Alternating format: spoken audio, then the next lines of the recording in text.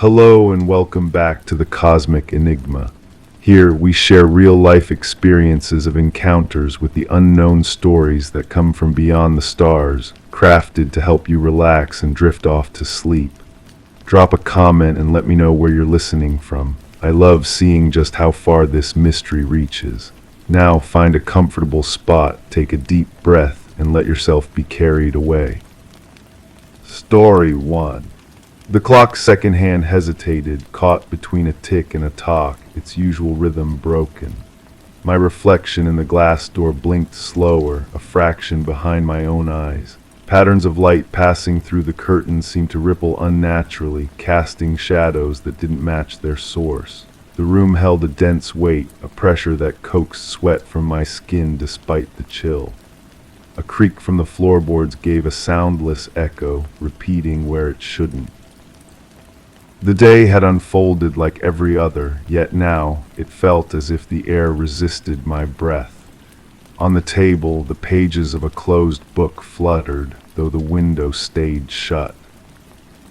I'm trying to remember. That's what I tell myself when I wake up with my heart hammering against my ribs, when I catch myself staring at walls for hours without blinking. The memories come in pieces, like broken glass reflecting different parts of the same terrible picture. Some fragments cut deep, others just shimmer at the edges of my vision before dissolving. There was a hallway, long and narrow, with walls that seemed to breathe. The carpet underneath my bare feet felt damp, spongy, like walking on something that had been underwater for too long. The smell hit me first in these flashes, metallic, sharp, mixed with something sweet that made my stomach turn. I can taste it now, coating the back of my throat. But before that there was the humming, always the humming. It started low, so low I thought it was the building settling, the pipes groaning through the walls. Then it grew, or maybe I just began to notice it more. A frequency that seemed to vibrate through my bones, making my teeth ache. Sometimes I still hear it, usually right before I fall asleep. It makes me sit up, listening, waiting for what comes next. The door at the end of the hallway, I remember that door. Heavy wood, painted white, but chipped around the edges like fingernails had scraped against it. There was light bleeding through the gap at the bottom, not electric light, something else, something that pulsed like a heartbeat. I stood there for what felt like hours, my hand hovering over the brass knob that was warm to the touch, even though the rest of the house felt cold. Or maybe that was a different door. Maybe there were many doors. I keep trying to trace it back, find the beginning, but my mind skips like a broken record. One moment I'm in that hallway, the next I'm sitting at a kitchen table, watching steam rise from a cup of coffee I don't remember making. The steam formed shapes, or I thought it did. Faces, maybe, reaching hands. I blinked, and it was just steam again. The figure in the corner, that's another piece that doesn't fit anywhere. Tall, unnaturally still, like a statue carved from shadow. I couldn't see its face, or maybe it didn't have one. It never moved when I was looking directly at it, but I could feel it shifting when I turned away. The peripheral movement that makes your skin crawl, makes you want to run, but your legs won't work. Was it real? I ask myself that question every day. Was any of it real? My hands shake when I try to write this down. The pen feels heavy, foreign, like I'm holding it wrong. The words come out crooked, letters bleeding into each other. Sometimes I find pages covered in my handwriting that I don't remember creating. The same phrases over and over. The humming never stops, and behind the white door, and it sees me seeing it. I remember the taste of copper pennies flooding my mouth. I remember the way the floorboards felt soft under my feet, like they might give way and send me tumbling into whatever waited below. I remember pressing my ear against that white door and hearing nothing, absolute nothing, which was somehow worse than any sound could have been. The reflection in the mirror above the bathroom sink, that's another fragment that cuts deep. My face, but not my face. Eyes that blinked a half second too late. Skin that looked gray under the fluorescent light. I reached up to touch my cheek and watched my reflection do the same, but the movement felt delayed, like we were connected by invisible strings that had gone slack. I splashed cold water on my face, and when I looked up again, I was alone in the reflection. Just me, normal me, but the feeling lingered, the certainty that something else had been looking back. There are gaps, hours, maybe days, where I can't account for my time. I find myself in rooms I don't remember entering, wearing clothes I don't remember putting on. My shoes are muddy, but I haven't been outside. My throat is raw like I've been screaming, but the house is silent. The basement door was always locked, I know that much. Heavy deadbolt, key nowhere to be found. But sometimes I would stand at the top of the stairs and hear sounds drifting up through the floorboards, scraping, dragging, the wet sound of something being moved across concrete. When I pressed my ear to the door, the sounds would stop, like whatever was down there knew I was listening. I found the key eventually, or it found me, sitting on my nightstand one morning, brass and tarnished, warm like it had been in someone's pocket. I don't remember picking it up, don't remember walking to the basement door, don't remember turning it in the lock. But I must have, because the next fragment I can grasp is the smell of damp earth and something else, something rotting, rising up from the darkness below. The stairs creaked under my weight. 13 steps down, I counted them later, though at the time it felt like descending forever.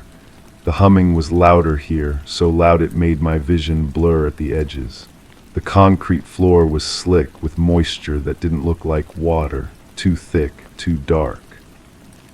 And then nothing, a blank space in my memory like someone took scissors to a film reel and cut out the crucial scene. I remember being at the bottom of the stairs, I remember being back in my bedroom, but everything in between is gone, erased, stolen. But my clothes were different. My shoes were caked with that same dark moisture. Under my fingernails was dirt, or something that looked like dirt but smelled wrong. Organic, familiar in a way that made me gag. I scrubbed my hands until they bled, but the smell lingered. Still does sometimes. Usually when I'm trying to sleep, when my guard is down. It creeps up on me like a memory trying to surface, and I have to get up, turn on all the lights, remind myself that I'm here, I'm safe, I'm real. The phone rang once, just once. When I picked it up, there was breathing on the other end. Slow, deliberate, like someone was thinking very carefully about each inhale and exhale. I said hello, said it again, but the breathing continued, patient, waiting. I hung up, and the silence that followed felt heavier than the sound. Later, I realized the phone line had been disconnected for weeks. I keep trying to make sense of the timeline, but it slips away from me like water through cupped hands. Was the basement before the figure in the corner? Did I find the key before or after the mirror incident? The fragments float in my mind like debris after a shipwreck, and I can't tell which pieces belong to the same vessel. The white door opened eventually. I know it did because I remember the light spilling out, brighter than anything I'd ever seen. It didn't illuminate the hallway, though. Instead, it seemed to swallow the darkness, pull it in like a hungry mouth. The humming reached a crescendo that made my ears ring, made my vision white out at the edges. What was behind that door? That's the piece I can't quite grasp, the memory that stays just out of reach. I know I saw something, I know it changed everything, but when I try to focus on it, my mind slides away like it's been greased. Sometimes I catch glimpses in my peripheral vision, a shape that shouldn't be there, a shadow that moves wrong, the figure from the corner maybe, or something else entirely. When I turn to look directly, there's nothing, just empty space and the lingering feeling that I'm being watched. The house feels different now, smaller somehow, like the walls have moved closer together when I wasn't looking. Rooms I've lived in for years seem unfamiliar, laid out wrong, doors in places they shouldn't be. I walk through the same spaces every day, but sometimes I take a wrong turn and find myself somewhere I don't recognize. There's a room upstairs that I swear wasn't there before. The door is painted the same white as the others, but the brass knob is different, newer. When I press my ear against it, I can hear that humming again, faint but persistent. I haven't tried the handle yet. I'm not sure I want to know what's waiting on the other side. My dreams are fragments too, pieces of the same puzzle scattered across my sleeping mind. I'm back in that hallway, back at the basement door, back in front of the mirror that shows me things I don't want to see. I wake up with my heart racing and the taste of copper in my mouth, and for just a moment, just a split second, I remember everything. Then it's gone again, slipping away like it was never there at all. The neighbors avoid me now. I see them watching from their windows when I check the mail, see them hurry past on the sidewalk with their eyes fixed straight ahead. Did something happen? Did they see something? When I try to ask, they mumble excuses and disappear behind locked doors.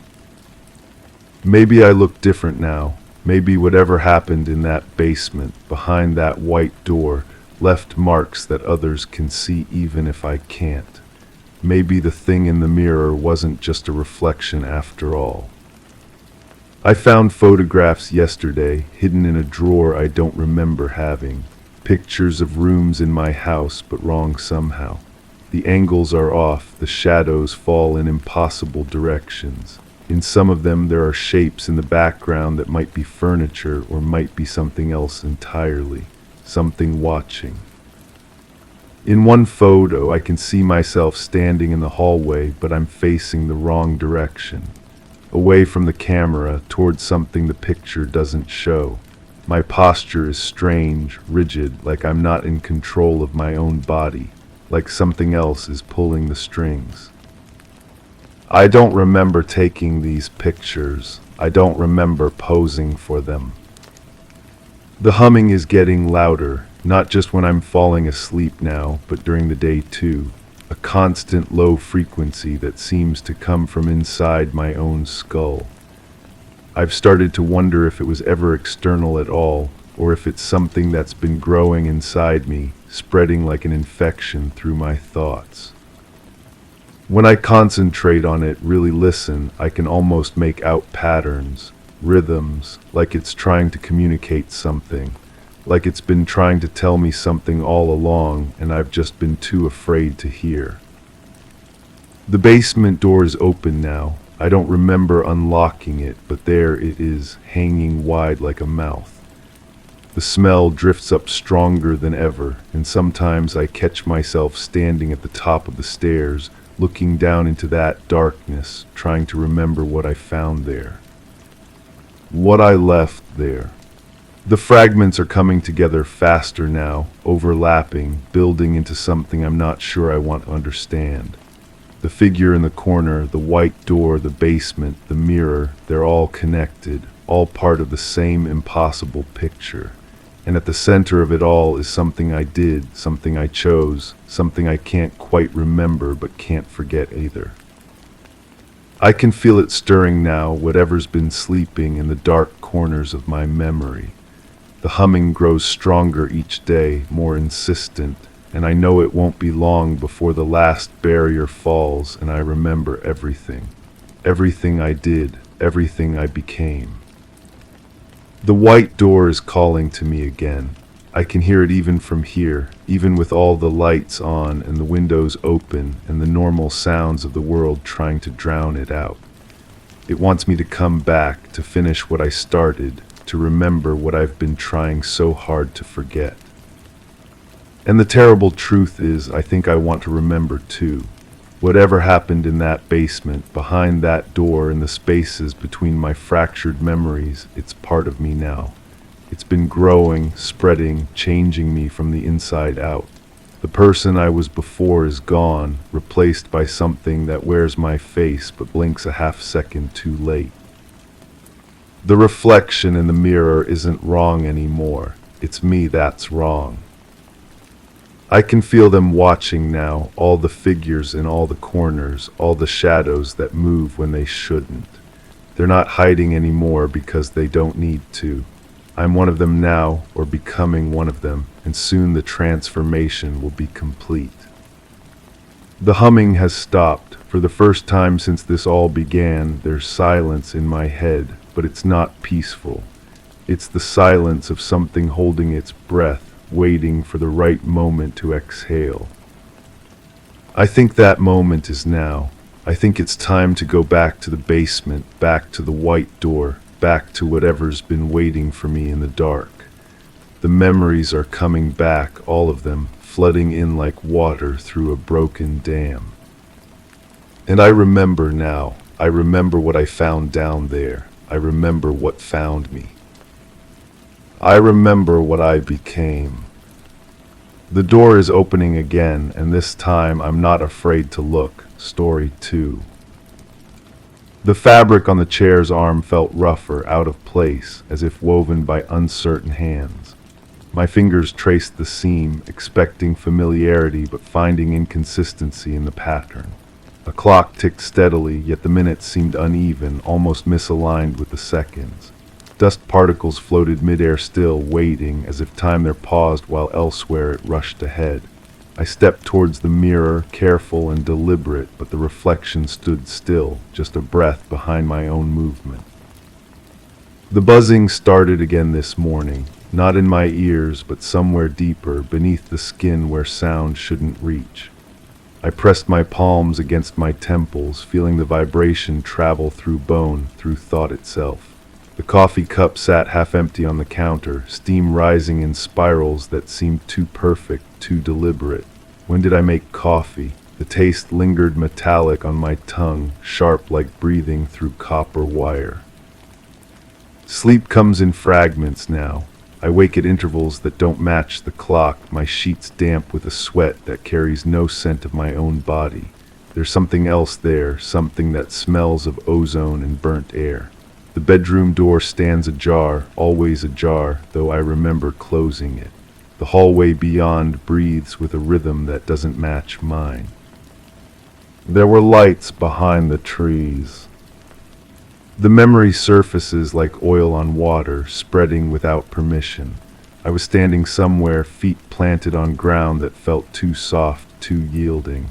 The air hummed with electricity that made my fillings ache. Above, through branches that swayed without wind, something pulsed with a light too white, too clean. My shadow fell in the wrong direction. I don't remember walking back inside. I don't remember ever walking back at all. The bathroom mirror reflects my face, but the eyes seem older, carrying knowledge I haven't earned. I lean closer, watching my breath fog the glass, and for a moment the reflection doesn't fog with me. The surface stays clear while my breath spreads across it like frost. My hand reaches up to touch the glass, and the reflection's hand moves a fraction of a second later. The buzzing grows stronger when I'm alone. It starts as a whisper in the walls, in the spaces between electrical currents. The refrigerator hums in a frequency that makes my teeth hurt. Light bulbs flicker in sequences that feel like Morse code, spelling words in a language I don't recognize but somehow understand. The message repeats, patient and persistent. I find myself standing in rooms without remembering the journey. The kitchen tiles feel different under my bare feet, textured in ways they never were before. The patterns in the linoleum shift when I'm not looking directly, rearranging themselves into symbols that hurt to perceive. My footprints leave impressions that fade too slowly, as if the floor remembers me longer than it should. The noise didn't come from outside. Time moves in stutters now. I'll be washing dishes and suddenly the water runs cold, the soap bubbles popping in perfect unison. My hands remain motionless under the stream while minutes pass unaccounted. The kitchen window shows the same view, but the shadows fall at impossible angles. The neighbor's dog barks in a rhythm that matches my heartbeat, even when my pulse changes. There's a spot on the ceiling above my bed where the paint seems to breathe. It expands and contracts with a rhythm that doesn't belong to this house, this world. I watch it for hours that feel like minutes, or minutes that stretch like hours. The plaster shifts color from white to something warmer, something that reminds me of skin in lamplight. The telephone rings at intervals that follow no pattern I can discern. When I answer, there's silence that feels inhabited, breathing that isn't quite human. The line crackles with static that forms almost words, syllables that tickle the edge of comprehension. I hold the receiver until the plastic grows warm against my ear, until the silence becomes a presence I can feel watching through the wire. I don't remember ever coming back. My reflection in the hallway mirror shows me standing in the same position, but the background shifts. Sometimes it's my hallway, familiar and worn. Other times it's somewhere else entirely. A corridor that stretches too far, walls that curve in directions that shouldn't exist. The lighting comes from nowhere and everywhere, casting shadows that move independent of my body.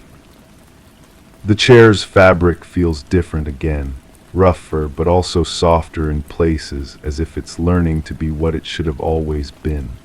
I run my fingers along the seam, feeling threads that weren't there before, patterns that rearrange themselves under my touch. The chair remembers sitting in it, remembers the weight of a body that might not have been mine. Sleep brings dreams that feel like memories, memories that dissolve like dreams. I'm standing in a place that exists between spaces, where the air tastes of metal and possibility. Voices speak in frequencies I feel rather than hear, words that bypass my ears and write themselves directly onto my thoughts. The conversation continues even after I wake, even when I'm certain I'm alone. The light behind the trees pulses stronger now. I can see it through my bedroom window, through walls that shouldn't be transparent. It calls without sound, beckons without gesture. My feet want to carry me outside, to that soft ground that yields like flesh, to that place where shadows fall upward and time moves in spirals. But I never remember making the journey. I never remember coming back. The clock ticks in rhythms that don't match its face. The second hand moves in stutters, sometimes backward, sometimes stopping altogether while the minutes continue their relentless march. I watch it for hours, hypnotized by its rebellion against time itself. The ticking echoes in my bones, in the spaces between heartbeats where silence should live. My skin tingles in rooms that should be warm. The sensation starts at my fingertips and spreads inward, a pins and needles feeling that carries information I can't decode. It's strongest near electrical outlets, near the places where current flows through copper veins in the walls. The house breathes electricity, exhales it in waves that make my hair stand on end.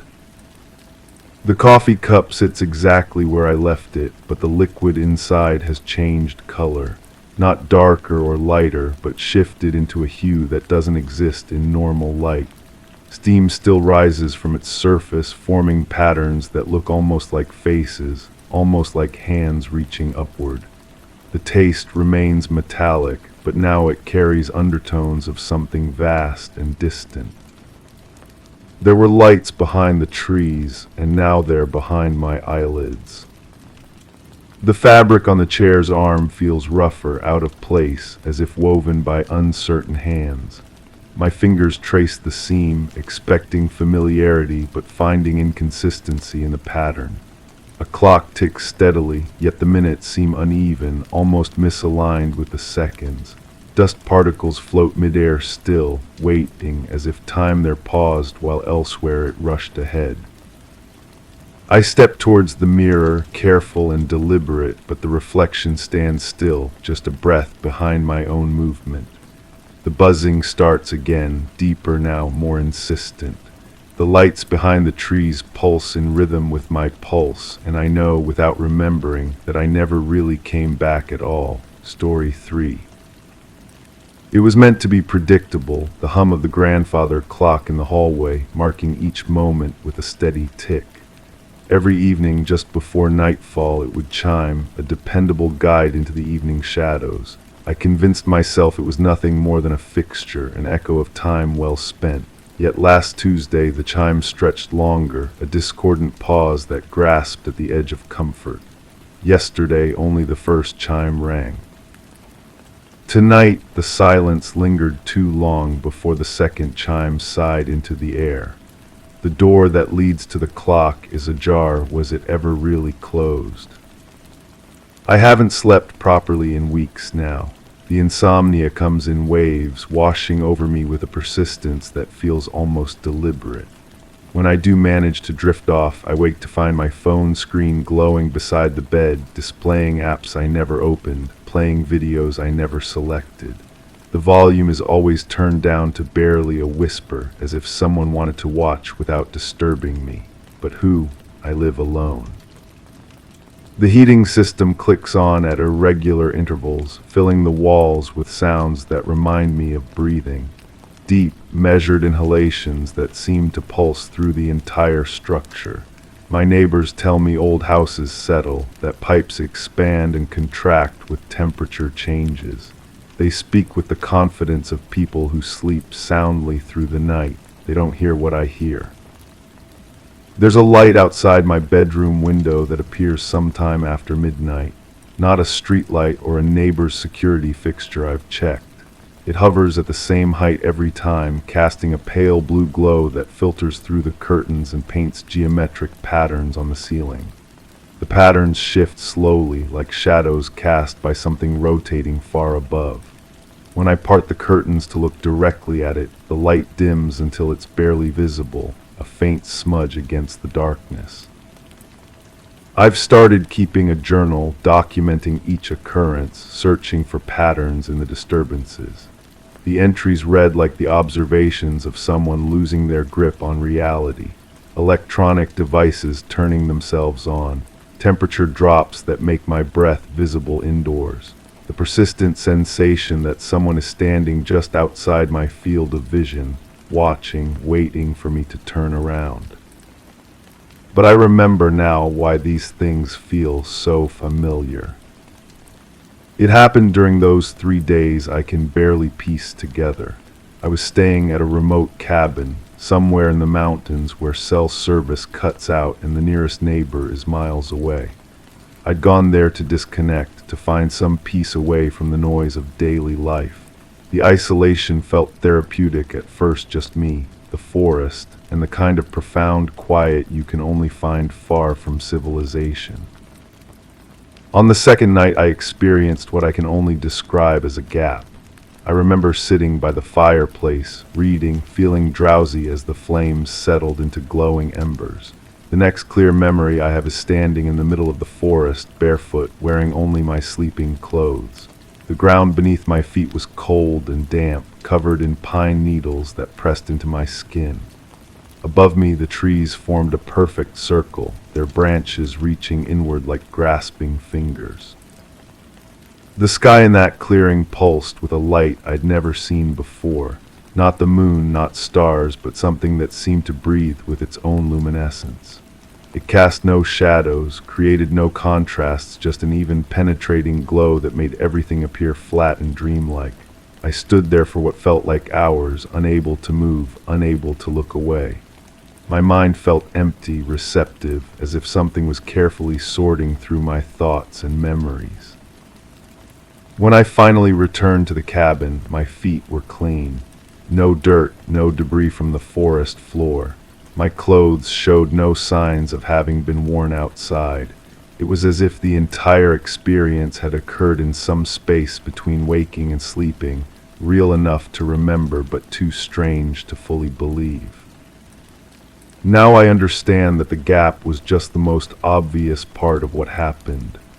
The real experience began much earlier, with signs I dismissed as coincidence or imagination. The humming started on the first day, a low, constant vibration that seemed to emanate from the cabin walls themselves. I assumed it was some kind of electrical issue, old wiring perhaps, or a generator running somewhere nearby. But the sound followed a rhythm, rising and falling in patterns that felt almost musical. Sometimes it would stop abruptly, leaving a silence so complete it made my ears ring. Then it would resume, always slightly different, as if adjusting to some frequency I couldn't perceive. The water from the taps ran cold, regardless of which handle I turned. When I tried to light the stove, the flames burned with an unusual color, not the typical blue of natural gas, but something closer to violet, casting strange shadows that moved independently of the flickering fire. Food tasted metallic, as if every meal had been seasoned with copper filings. I found myself eating less, sleeping more, spending long periods staring out the windows at the forest beyond. Electronics behaved strangely. My phone's battery would drain completely within hours, even when I wasn't using it. The radio picked up signals that sounded like voices speaking in languages I couldn't identify, always just at the edge of comprehension. When I tried to tune to clearer stations, the voices would fade into static, then silence. But late at night, when I thought the radio was off, I could hear those same voices whispering from the speaker, too quiet to understand but too persistent to ignore. The temperature in the cabin fluctuated wildly. I would wake up shivering under multiple blankets, my breath visible in the air, only to find myself sweating hours later with all the windows open. The thermometer on the wall showed normal readings, but my body told a different story. Sometimes I would touch the walls and feel them pulse with warmth, as if something living moved behind the wooden panels. But even these obvious disturbances weren't the beginning. The real start was subtler, more insidious. It began before I even reached the cabin, during the drive up the winding mountain road. I remember feeling nauseated as I climbed higher into the hills. At first, I attributed it to the altitude change, the way the road curved and twisted through the forest. But the sensation was different from typical motion sickness. It felt like my body was responding to something in the environment itself, a presence that grew stronger with each mile. The air smelled wrong, not polluted or smoky, but charged with an ozone-like scent that reminded me of the moments before a thunderstorm. Yet the sky remained clear, painted with the soft colors of late afternoon. Birds fell silent as I drove deeper into the mountains. The usual sounds of wildlife chirping, rustling, the distant calls of forest creatures gradually faded until the only sound was my car engine echoing off the surrounding trees. I had to stop twice to steady myself, pulling over at scenic overlooks where the road widened enough to accommodate a parked vehicle. Each time I sat with the engine running, windows down, trying to shake the growing sense that something was fundamentally wrong with this place. The forest looked normal, peaceful even, but it felt hollow, as if I were driving through a carefully constructed replica of wilderness rather than the genuine article. The radio in my car began picking up that same strange interference I would later hear at the cabin. Voices that sounded almost human but spoke in cadences that hurt to listen to. When I tried to change stations, the voices would follow, bleeding through every frequency until I finally turned the radio off entirely. But even in the silence, I could feel their presence, as if they were broadcasting directly into my thoughts. Ground vibrations reached me through the car's frame. Subtle at first, like the rumble of distant thunder, but growing more pronounced as I neared my destination. The steering wheel trembled in my hands. Coffee in the cup holder formed tiny ripples on its surface, concentric circles that appeared and disappeared in perfect rhythm. When I stopped the car and stepped outside, I could feel the vibrations through the soles of my shoes, a deep, thrumming pulse that seemed to originate from somewhere far beneath the earth. But I realize now that even the drive wasn't the true beginning. The real start was much earlier, in those quiet moments before I decided to take the trip at all.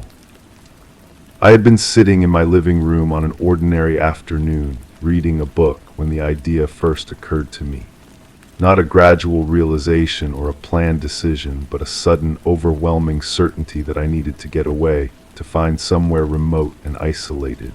The urge felt foreign, as if it had been planted in my mind by someone else. Within hours, I had found the cabin rental online, made the reservation, and begun packing. Looking back, I can't remember making any of those decisions consciously.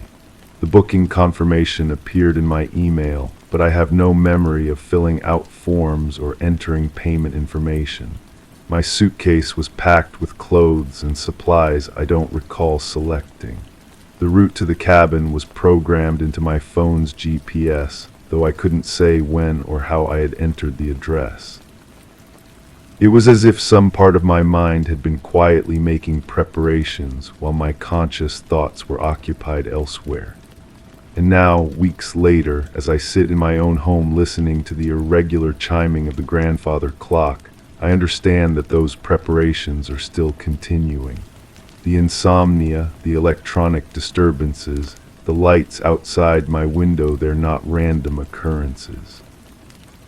They're invitations. And somewhere in the darkness beyond my curtains, patient and persistent, something is still waiting for my response. Story 4. The clock hand barely twitched, caught in a loop it never knew it began. I watched as the morning shadows stretched across the room, elongating in a dance they failed to complete. Each tick of the second hand felt delayed, as though time itself hesitated. The carpet fibers under my feet bent in unfamiliar directions, whispering of footsteps they never recorded. A cup hung midair, momentarily defying gravity before settling back with a quiet thud. My fingers brushed over a cold surface, unfamiliar in its predictability. And then the warmth behind me moved uninvited, yet inevitable. There's this sound that keeps coming back to me. A low humming, like electrical wires carrying too much current. It starts somewhere behind my left ear and spreads through my skull until my teeth ache. The sound has weight to it, pressing against the inside of my forehead. Sometimes I catch myself holding my breath, waiting for it to stop, but it never really does. It just fades until I forget it's there, then returns when I'm not paying attention. The air tastes metallic when it happens. Like sucking on a penny or touching your tongue to a battery. My mouth fills with saliva that I can't seem to swallow fast enough. I wasn't alone in that room. I know this the way you know you're being watched in a crowded place, that prickle between your shoulder blades, but when I turned, nothing. Just the way the air moved differently, heavier on one side than the other. The temperature shifted in patches, cold spots that didn't belong to any window or door. My skin would goosebump in perfect lines, as if something had traced patterns I couldn't see. I'd find myself talking to empty corners, answering questions I didn't remember hearing. The silence felt occupied, full of held breath and waiting. My thoughts started stuttering. That's the only way I can describe it. Like a record skipping, the same phrase repeating until it lost all meaning. I'd reach for a word and find something else entirely, as if someone had rearranged my vocabulary while I slept. Simple tasks became puzzles. I'd stand in front of the refrigerator, hand on the handle, completely forgotten why I'd walked over. My reflection looked tired in ways that sleep couldn't fix.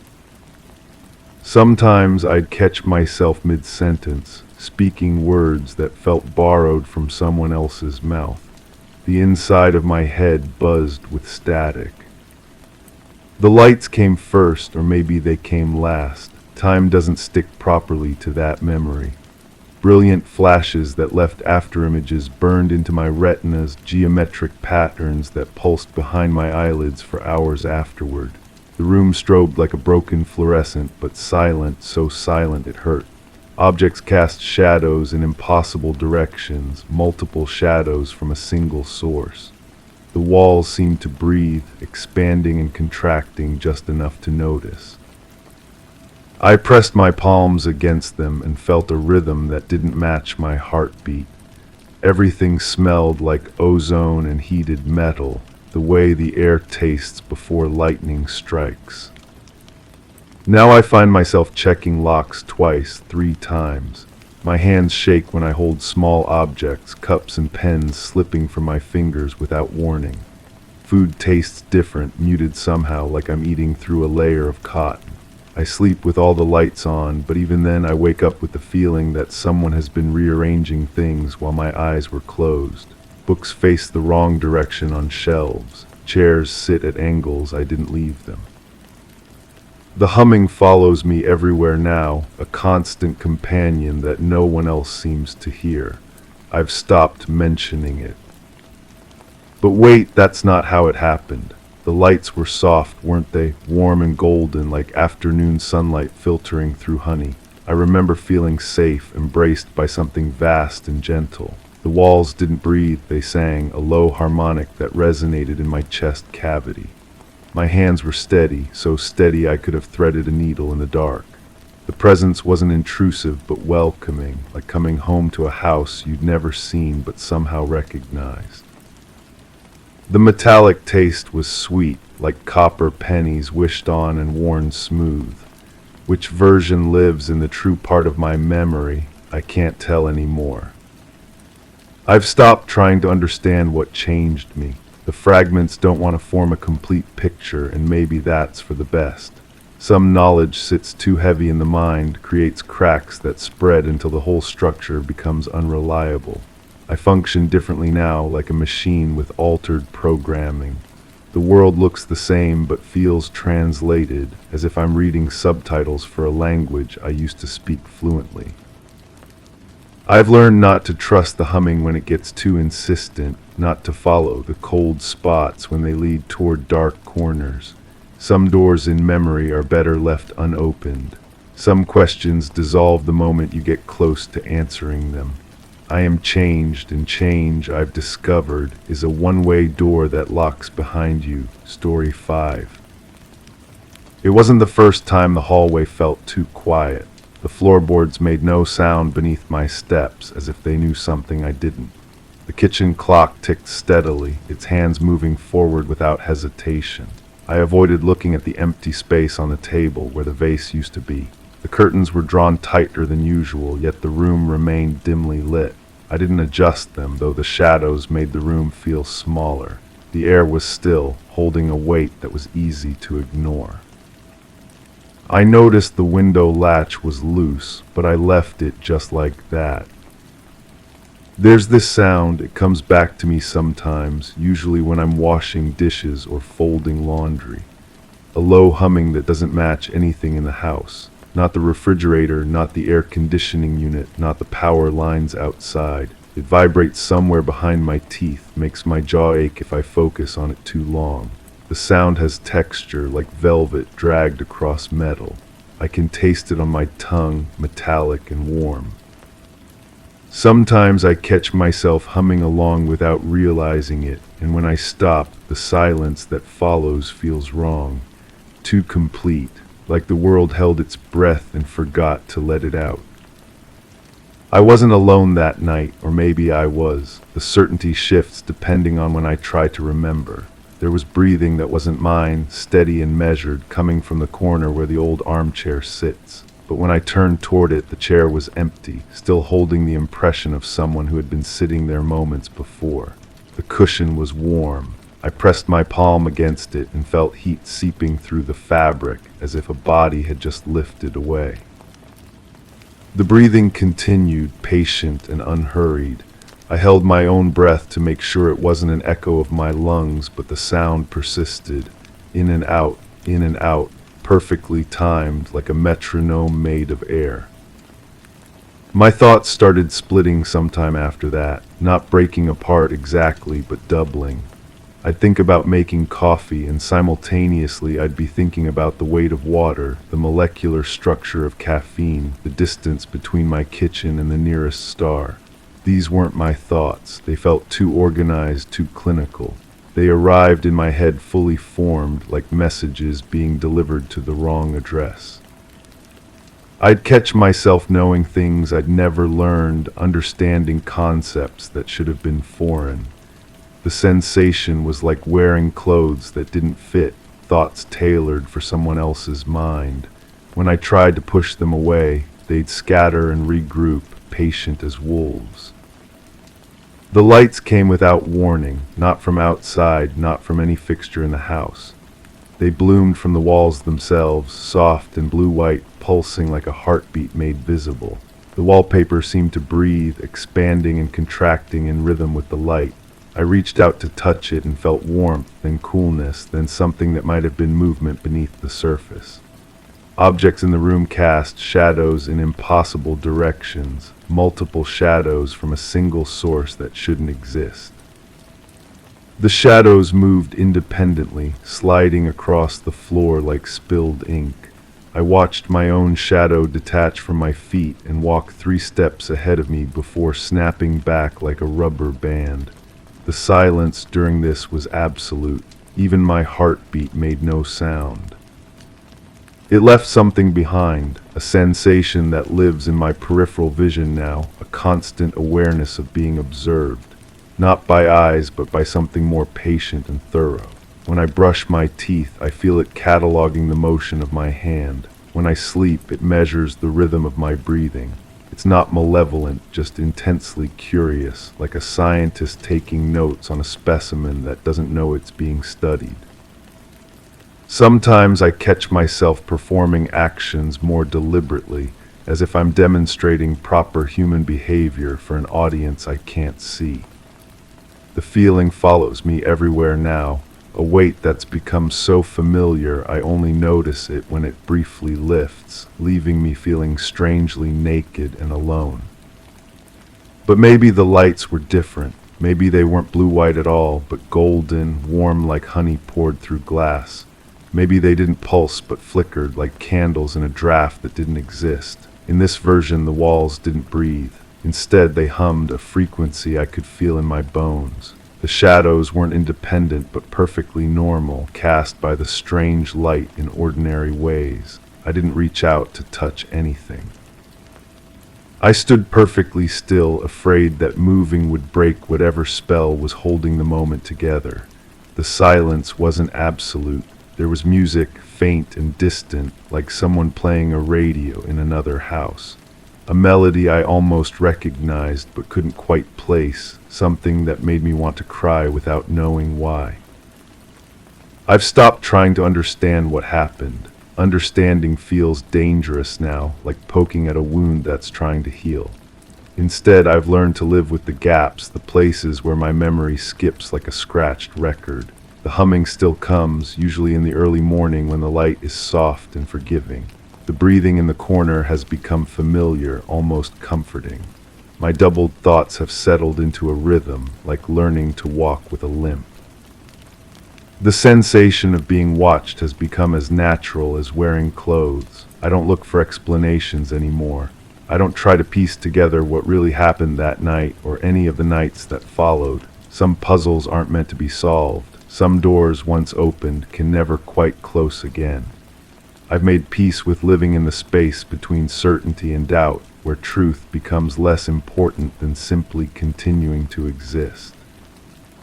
The vase never came back to the table, but I've stopped noticing the empty space. The window latch is still loose, and I still leave it that way. Some things are better left undisturbed. Story 6. The air carried the faint whiff of burnt matches. It was a subtle hint, almost lost to the musty scent of old paper that lingered in the room. I hesitated, trying to place it, though the windows were tightly shut and no candles burned. My fingers grazed the corners of a worn-out ledger as the smell intensified, conjuring an image I couldn't quite see, a flicker of warmth in a place that shouldn't feel cold.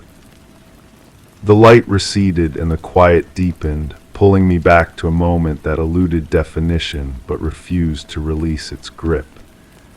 This scent marked the end of something once, yet here it was, imposing and familiar, in a room that had forgotten the flame. I've been having the same dream for weeks now. At least, I think it's the same dream. The details shift like water, but the feeling remains constant, that peculiar weight in my chest, as if something is trying to surface from depths I didn't know existed. In the first one I was lying in my bed, but it wasn't quite my bed. The sheets felt different, smoother, like they were made of something that shouldn't exist in fabric. There was a sound, barely audible, like the hum of electricity running through walls, but it was more than that. It pulsed, breathed, and somewhere in the corner of my vision, just beyond where I could focus, there was a light. Not harsh, not bright, just there. When I woke up, I dismissed it. Stress, maybe. Too much caffeine before sleep. The mind conjures strange theaters when it's tired, and mine had been working overtime lately. But the scent of burnt matches lingered in my nostrils for hours afterward, even though I hadn't lit anything in months. The second dream came 3 nights later. This time I could feel myself sinking into the bed, though the surface remained firm. The humming grew louder, more distinct. It wasn't coming from the walls anymore, it was coming from above. The light had moved, or maybe I had moved, but now it hovered directly over me, oval-shaped, pulsing like a heartbeat, but slower, more deliberate. I tried to turn my head, but my neck wouldn't respond. My body felt heavy, waterlogged, as if I were submerged in something thicker than air. And then I heard it, a voice, metallic and distant, speaking words I couldn't quite catch. The syllables seemed familiar, like a language I'd once known but forgotten. The voice grew closer, and with it came a scent, sharp and clean, like the air after a thunderstorm, but artificial, chemical. It filled my lungs until I felt I might drown in it. When I woke, my throat was dry, and there was a taste in my mouth I couldn't identify. Metallic, but not unpleasant. I checked, the windows still closed. The air conditioning hadn't been running, yet the room smelled faintly of that same ozone scent from the dream. I began to notice things during the day, small things, out-of-place things. A glass I didn't remember leaving on the kitchen counter, a book open to a page I'd never read, my phone showing missed calls from numbers that, when I tried to call back, didn't exist. The battery would drain faster than it should, and sometimes the screen would flicker with patterns that looked almost like text, but in a script I couldn't decipher. My reflection in the bathroom mirror seemed delayed, as if the image took a fraction of a second longer to follow my movements. I began avoiding mirrors altogether. The third dream was different. I wasn't in my bed anymore. I was floating, suspended in a space that wasn't quite a room but wasn't quite empty either. The walls, if they were walls, curved gently around me, smooth and seamless. The light was brighter now, close enough that I could feel its warmth on my skin. It wasn't unpleasant, but it wasn't natural either. The voice was clearer, not speaking to me exactly, but about me, discussing me in that metallic tone as if I were a specimen under observation. I tried to speak, to ask what was happening, but no sound came from my throat. Instead, I felt a presence in my mind, gentle but insistent, like fingers carefully turning pages in a book. Time moved strangely. Seconds stretched into hours, or maybe hours compressed into seconds. I couldn't tell. The only constant was the light, the voice, and the growing certainty that I was being examined. When I woke, there was a small mark on my arm, perfectly circular, about the size of a dime. Not a bruise, not a cut, but something else entirely. The skin was slightly raised, and when I touched it, it felt warm, too warm. I made an appointment with my doctor, but by the time I arrived, the mark had faded to almost nothing, just a slight discoloration, barely visible. The doctor suggested it might be an allergic reaction and recommended I keep track of anything new I'd been exposed to. But I hadn't been exposed to anything new, nothing except the dreams. The dreams began to blight. I would be sitting at my desk working and suddenly catch the scent of that artificial ozone. The humming would start low, so quiet I thought it might be the building's ventilation system, but it would grow, and with it would come that familiar weight in my chest. I'd look up, and for just a moment the ceiling would seem farther away than it should be. The walls would curve slightly at the edges of my vision. The light from my desk lamp would take on that oval quality, pulsing gently. Then it would pass, leaving me disoriented and questioning what I'd actually seen. My sleep schedule became erratic. I'd lie down exhausted but find myself wide awake, staring at the ceiling and listening for sounds that might not be there. When I did sleep, I couldn't tell if I was dreaming or remembering. The line between the two had become gossamer thin. I started finding things, not losing them, finding them. A small metal object in my jacket pocket that I'd never seen before. Smooth, warm to the touch, with no apparent purpose. When I tried to show it to a friend, it wasn't there anymore. But later, I'd find it again in a different pocket, or on my nightstand, or tucked between the pages of a book. My electronics began to malfunction in specific ways. The television would turn on by itself, always to static, but static with patterns. The microwave would run without being programmed, heating nothing but filling the kitchen with that ozone scent. My laptop would open applications I'd never installed, displaying screens of symbols that looked almost like the ones I'd glimpsed on my phone. I tried to take screenshots, but the images always came out blank. The fourth dream was the longest yet. I was back in the curved space, but now I could see more of it. It extended beyond my field of vision, vast and seamless. The light had multiplied dozens of oval shapes hovering at different distances, all pulsing in the same slow rhythm. The warmth they generated was more intense, almost uncomfortable. The voice was no longer distant. It spoke directly into my mind, and for the first time I could understand some of the words. Not all of them, but enough to know that I was being evaluated, measured, prepared. I felt myself being lifted, though no part of my body moved. It was as if the space itself was rotating around me, bringing me closer to one of the lights.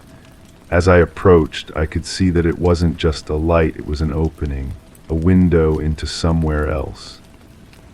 Through it, I glimpsed a place that was both familiar and impossible. It looked like my room, but the proportions were wrong. The bed was too large, the walls too curved, and standing beside the bed was a figure I couldn't quite focus on. Every time I tried to look directly at it, my vision would slide away, as if my eyes refused to process what they were seeing.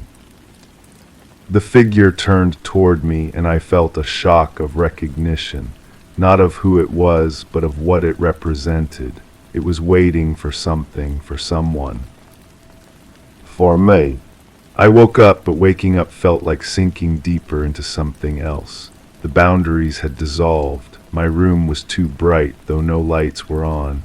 The air was too thick, though the windows were open. And in the corner of my vision, just beyond where I could focus, something moved. I've stopped trying to distinguish between sleeping and waking. The dreams don't end anymore, they just change frequency, like a radio being tuned to different stations. Sometimes I'm in my room, sometimes I'm in the curved space, sometimes I'm somewhere in between. The mark on my arm has returned, but it's not alone now. There are others, forming a pattern I almost recognize. They don't hurt, but they pulse with their own warmth, in rhythm with the lights that appear more frequently now, even in broad daylight. I've begun to suspect that what I've been calling dreams aren't dreams at all. Their memories surfacing from a place in my mind that had been carefully sealed away. Someone or something has been gradually dissolving that seal, allowing the memories to leak back into my conscious awareness. But memories of what, and why were they hidden in the first place? The voice speaks to me more often now, even when I'm fully awake. It's patient, almost gentle, explaining things I can't quite grasp about preparation and transition and coming home. It tells me that the confusion will pass, that everything will make sense once the process is complete. I've stopped fighting it. Fighting seems pointless when you're not sure what you're fighting against, or even if there's anything to fight at all. Maybe this is just how change happens gradually, then all at once, until what you thought was real becomes just another layer in something much larger. The scent of burnt matches has become constant now, mixing with the ozone until I can't smell anything else. My reflection has stopped appearing in mirrors altogether, though I can still see everything else perfectly clearly. The metal object appears and disappears with increasing frequency, each time feeling more familiar in my hand. Last night, or what I think was last night, I had the dream again. The first one exactly as it had been weeks ago. Lying in my bed, feeling the different texture of the sheets, hearing the gentle hum, seeing the light in my peripheral vision. But this time, when I tried to dismiss it as stress, as too much caffeine, as the tired mind's strange theater, I couldn't. Because this time, when I reached up to touch my face, my hand came away wet with tears I hadn't realized I was crying. And the tears were warm, too warm. The same temperature as the marks on my arm, as the metal object in my pocket, as the light that pulsed above me like a patient, artificial heart. I'm not dreaming anymore. I don't think I ever was. The burnt match scent grows stronger, and somewhere in the curved space that might be my room, the voice calls my name, a name I'd forgotten I had, in a language I'm finally beginning to remember. Story 7. My fingers had just grazed the chilled surface, leaving a faint trace as I pulled away. The air felt too still, pressing lightly against my skin, alerting senses that something lay askew. A subtle tension hung in the silence, conjuring images of unseen movements and whispered transgressions. My breath caught, eyes drawn to a fleeting distortion in the glass. The room was unaltered, yet the reflection seemed ever so slightly incorrect. I've been standing here for what feels like hours, staring at my own face in the bathroom mirror, searching for something I can't name. There's a gap in my memory, a hollow space where something important should be. I know this because my body remembers what my mind has forgotten. My hands shake without reason. My sleep is fractured by sounds that aren't there when I wake. And sometimes, in moments like this, I catch glimpses of myself that don't quite match what I expect to see. The confusion started 3 weeks ago, though I can't pinpoint exactly when. I woke up feeling different, as if someone had rearranged the furniture of my thoughts while I slept. Everything looked the same, but the proportions felt wrong.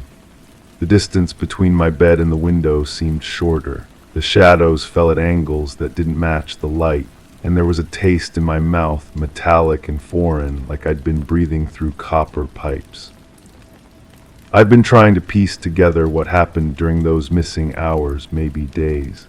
The fragments come to me in waves, triggered by the smallest things, a particular frequency of static on the radio, the way fluorescent lights flicker in the grocery store, the sound of my own footsteps on linoleum floors. Each one brings a flash of something, a half-second of memory that dissolves the moment I try to focus on it. Yesterday I found the first concrete clue. While cleaning out my jacket pockets, my fingers closed around a small recording device I didn't remember owning. The metal was cold against my palm, and it vibrated slightly, as if something inside was still running. When I pressed play, my own voice emerged from the tiny speaker, but the words felt foreign in my mouth. The recording is mostly static, punctuated by my voice saying things I don't remember saying. The pattern is consistent now, I hear myself whisper. Every 17 seconds the frequency shifts, it's trying to communicate. There's a pause filled with a sound like breathing, but too regular, too measured to be human. Then my voice again, more urgent. I need to document this before I forget. They're doing something to the memory centers. I can feel it happening. The audio cuts out there, leaving only silence and the faint vibration of the device in my hands. But that fragment unlocked something. As I listened, I remembered standing in a room I'd never seen before, holding something that pulsed with its own rhythm. The walls were covered in a pattern that seemed to shift when I wasn't looking directly at it. And there were voices, not quite human, speaking in frequencies that bypassed my ears and went straight to my spine. The first clear memory came to me while washing dishes, triggered by the sound of water running through the pipes. Suddenly I was somewhere else entirely, standing in what felt like a basement or underground chamber. The air was thick with that same metallic taste, and the walls seemed to breathe around me. There were lights, but not electric lights. These pulsed in patterns that made my eyes water when I tried to follow them.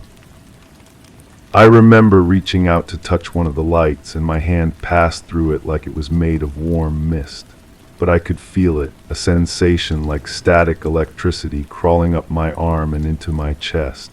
And there were others there with me, figures I couldn't quite see clearly, as if they were slightly out of phase with reality. They moved in ways that hurt to watch, their limbs bending at angles that shouldn't have been possible. The memory lasted only seconds before dissolving back into the mundane reality of soapy water and dirty plates. But it left me shaken, because I knew with absolute certainty that it had really happened. My body remembered the sensation of that strange light passing through my skin. My lungs remembered the taste of that thick air. Since then, the fragments have been coming more frequently, each one stranger than the last. I'll be walking down the hallway and suddenly remember floating, not flying exactly, but being suspended in space that had no up or down. I'll be making coffee and recall the sound of my own voice speaking words in a language I'd never heard before, yet somehow understood perfectly. The second major fragment hit me while I was trying to sleep. I was lying in bed, listening to the familiar sounds of the house settling, when suddenly the quality of the darkness changed. It became denser, more present, as if it had weight and texture, and in that moment I remembered the blackout. I was in that strange underground space again, but this time all the pulsing lights went out at once. The silence that followed wasn't empty, it was full of presence, as if something massive had just taken a breath and was holding it. I could feel movement in the darkness, something circling me with deliberate patience. Not threatening exactly, but evaluating, measuring. Then came the sound. It started as a low vibration, felt more than heard, rising slowly through frequencies that made my teeth ache. It wasn't mechanical, but it wasn't organic either. It was something in between, a sound that spoke directly to parts of my brain that had no business understanding language. And somehow, impossibly, I found myself responding to it, making sounds with my throat that I'd never made before. The memory cut off there, leaving me gasping in my own bed, sheets soaked with sweat that smelled faintly of that metallic taste. But the strangest part was that I could still feel the echo of that sound in my chest, as if my body was trying to remember how to make it again. That's when I started noticing the changes in my present reality. Small things at first. My reflection in mirrors seemed to lag slightly behind my movements, as if it was taking a fraction of a second to catch up. Sounds would reach me from impossible directions, voices calling my name from inside the walls. And sometimes, when I was very still and quiet, I could feel that same presence from the memory, something vast and patient, watching from just outside my peripheral vision. I began documenting everything, writing down each fragment as it came to me, trying to build a coherent picture of what had happened. But the more I wrote, the more I realized that coherence might not be the right goal. This experience, whatever it was, seemed to exist outside the normal rules of space and time.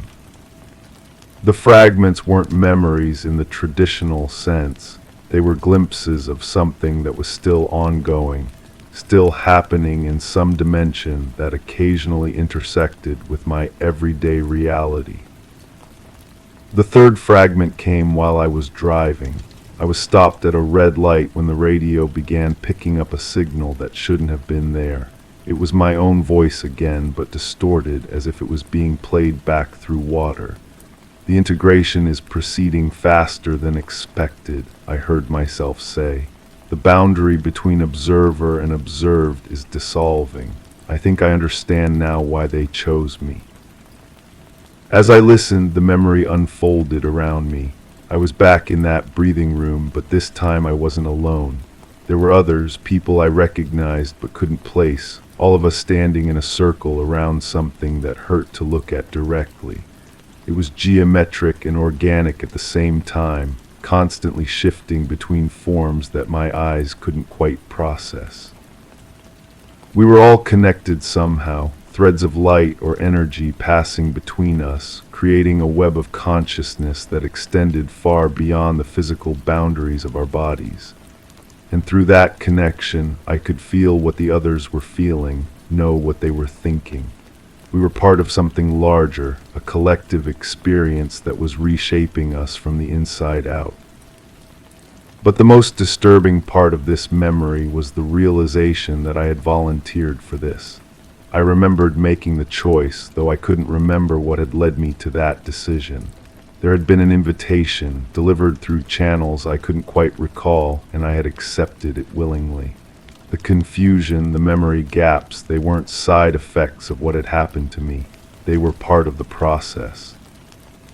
When the light turned green, the memory faded, leaving me driving through familiar streets that suddenly felt foreign. Every building, every tree, every parked car looked exactly as it should, but the spaces between them seemed to pulse with hidden significance. I had the unsettling feeling that I was seeing through multiple sets of eyes simultaneously, experiencing reality from perspectives that weren't quite human. That night I found another recording device in my coat pocket, though I was certain it hadn't been there before. This one contained what sounded like a conversation, multiple voices speaking in overlapping patterns that created harmonies no human throat could produce. And underneath it all, a sound like machinery, but machinery made of living tissue, processing information in ways that bypassed logic entirely. My own voice was part of the chorus, speaking words that made perfect sense while I was listening, but became meaningless the moment I tried to remember them. But one phrase stuck with me, repeated like a mantra. The observer changes the observed, but the observed also changes the observer. I found myself saying it throughout the next day, the words feeling natural on my tongue even though I couldn't quite grasp their meaning. The fourth fragment was the most vivid yet. I was taking a shower when the water suddenly felt different against my skin, thicker and more conductive. And in that moment I was back in that space between spaces, but this time I could see myself from the outside, watching my own body undergo transformations that should have been impossible. My skin was becoming translucent, revealing networks of light beneath the surface that pulsed in rhythm with something vast and distant. My eyes were changing color, shifting through spectrums that had no names, and when I looked at my reflection in the surfaces around me, I saw not one face but dozens, all slightly different variations of myself from timelines that had never quite happened. The others in the circle were undergoing similar transformations, but each unique to their individual nature. We were becoming something new, something that could exist simultaneously in multiple dimensions, perceiving reality from angles that three-dimensional consciousness couldn't access. And the beautiful, terrifying part was that it felt like coming home, like remembering who we had always been beneath the illusion of separation. But then something went wrong.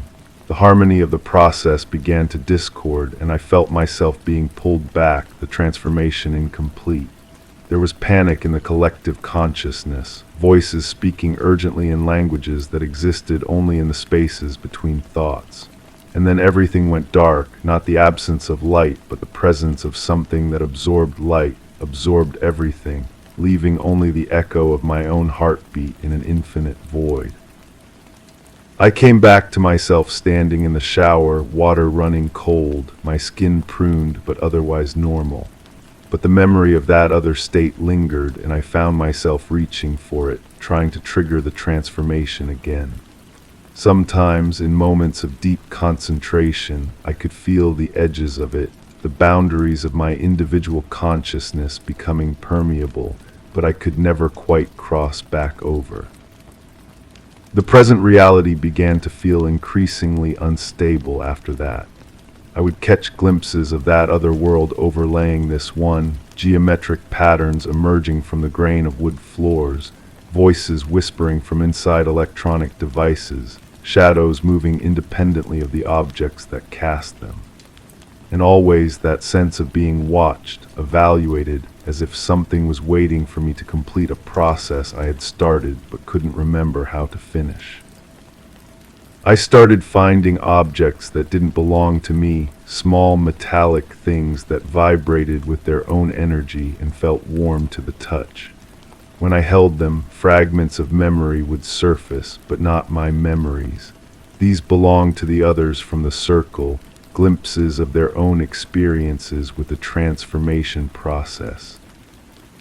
Through these borrowed memories, I began to understand that what had happened to us was part of something much larger, a gradual integration of consciousness that was occurring across multiple levels of reality. But the more I remembered, the more I realized that the process wasn't finished. The incomplete transformation had left us in a liminal state, partially existing in both dimensions but fully belonging to neither. We were bridges between worlds, conduits for something that was using us to extend its influence into this reality. And the memory gaps weren't accidents or side effects, they were protective mechanisms, ways of preventing our limited consciousness from being overwhelmed by the magnitude of what we had become part of. The final clear fragment came to me while I was sleeping, though I'm not sure it was a dream in any conventional sense. I was back in that breathing room, but now I could see it clearly, understand its true nature. It wasn't a physical space at all, but a construct made of consciousness itself, a meeting place where different forms of awareness could interact without the limitations of physical form. The others were there, but they had completed their transformations, becoming beings of pure information that could exist in multiple states simultaneously. They welcomed me back with a form of communication that bypassed language entirely, sharing their experiences directly through contact that transcended physical touch. Through their collective memory, I saw the scope of what we were part of. Across the world, others like us were undergoing similar processes, each one adding to a growing network of enhanced consciousness that was slowly reshaping the fabric of reality itself. We weren't being invaded or controlled. We were evolving, becoming something that could perceive and interact with dimensions of existence that had always been there, but remained invisible to unmodified human awareness. But I also understood why my own transformation had been interrupted. Some part of my consciousness had resisted the process, clinging to individual identity even as it was being dissolved into something larger. The result was this fractured state, caught between what I had been and what I was becoming, able to access the expanded awareness only in fragments and glimpses. The others showed me how to complete the process, how to surrender the last vestiges of individual consciousness and merge fully with the collective. All I had to do was stop fighting the dissolution, stop trying to maintain the boundaries of self that were ultimately illusory anyway. It would be like falling asleep and waking up as part of something infinitely larger and more beautiful than anything individual consciousness could experience. I woke up in my own bed, but the knowledge from the dream remained vivid and complete. I knew exactly what I needed to do, could feel the process waiting to resume the moment I gave my consent. But something held me back, some stubborn attachment to this limited, fragmented existence that kept me from taking that final step. And that's where I am now, caught between worlds, neither fully human nor fully transformed. The fragments of memory continue to surface, each one more complete than the last, showing me glimpses of what I could become if I just let go. But there's something terrifying about that final surrender, the complete dissolution of everything I think of as myself. Sometimes I wonder if this hesitation is really my own, or if it's part of the process itself, a necessary stage of integration that allows the transformation to occur gradually rather than all at once. The watchers, the presence I feel observing me, they don't seem impatient or frustrated by my resistance. If anything, they seem to be waiting with infinite patience for me to reach the decision on my own. But the strangest part is that I'm no longer sure the decision is entirely mine to make. The transformation has already begun, has been proceeding slowly but steadily since that first missing memory. Each fragment that surfaces, each glimpse of the other reality, each moment of expanded awareness is another step in a process that may be as inevitable as breathing. The reflection in the mirror still looks slightly wrong, but now I understand why. It's showing me what I'm becoming, a version of myself that exists partially outside the normal constraints of physical reality. And sometimes, when the light hits it just right, I can see the others reflected there with me, the members of that original circle, all of us connected by threads of light that span dimensions I'm only beginning to understand.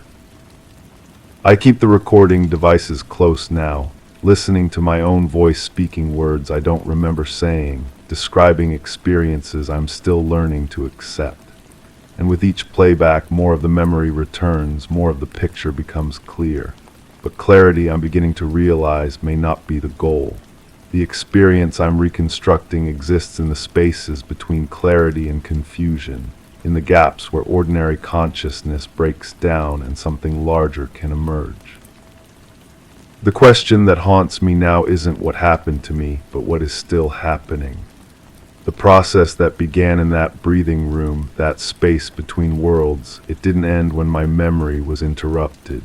It's continuing, unfolding through these fragments and glimpses, using my own investigation as a vehicle for its completion. And I can't help but wonder if my decision to document everything, to piece together these scattered memories, was ever really my own choice at all. Or if it's simply another part of the process, another step in a transformation that began long before I was conscious of it, and will continue long after I stop being able to remember who I used to be. The air in my room feels different now, charged with possibilities that exist just beyond perception. And sometimes, in the quiet moments between thoughts, I can feel them watching, waiting, ready to welcome me back to that place where individual consciousness dissolves into something vast and beautiful and utterly beyond human comprehension.